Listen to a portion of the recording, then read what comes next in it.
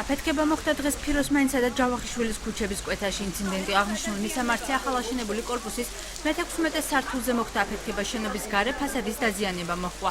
მთლიანად ჩამოიმცხრა მე-16 სართულის მინები, ხოლო ნაწილობრივი დაზიანებებია შენობის სხვადასხვა სართულზე. მაღალი სართულიდან ჩამოვარდნილმა ნამსხვრევებმა კორპუსის მეზობელი შენობაც დააზიანა. Balkonishdan qadri shevixude da patkoda damevixeda da mikivlas ფევიდან მომჩადი ეზოში ჩქარა გავადი არ გამოყიდე გარეთ. იყო ძალიან დიდი ხმა.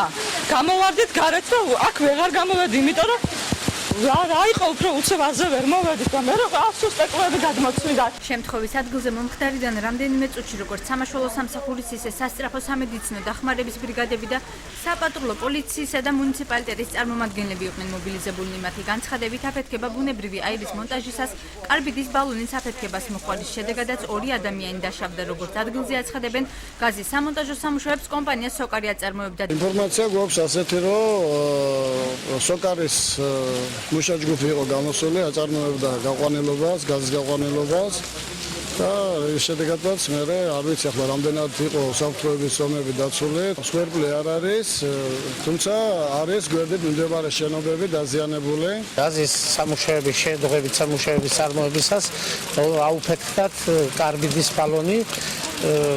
სუბუქი ხარისხის დაზიანება მიიღო ორმა მოქალაქემ, ჯერჯერობით მას სახელი და გვარი არ ვიცი. ბათუმის რესპუბლიკურ საავადმყოფოში აცხადებენ, რომ აფეთქების შედეგად დაწესებულებას მხოლოდ 19 წლის ლაშა გოგუაძე მიმართა, რომელსაც მცირე დაზიანება აღენიშნებოდა. ექიმი პაციენტის მონათხრობზე საუბრობს. მოშორებით მუშაობდი ამ აფეთქების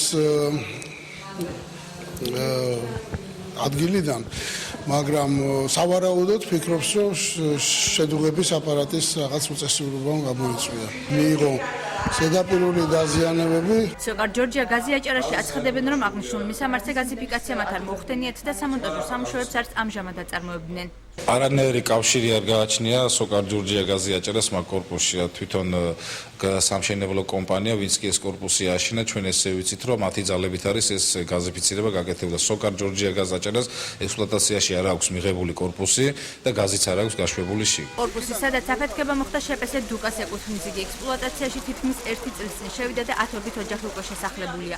კომპანიის წარმომადგენელმა პირად საუბარში აღნიშნა, რომ პასუხისმგებლობა სოკარს ეკისრება, თუმცა ვინ აწარმოებდა სამონტაჟო სამუშაოებს და რა გახდა შემთხვევის რეალური მიზეზი, გამოძიება დაადგენს.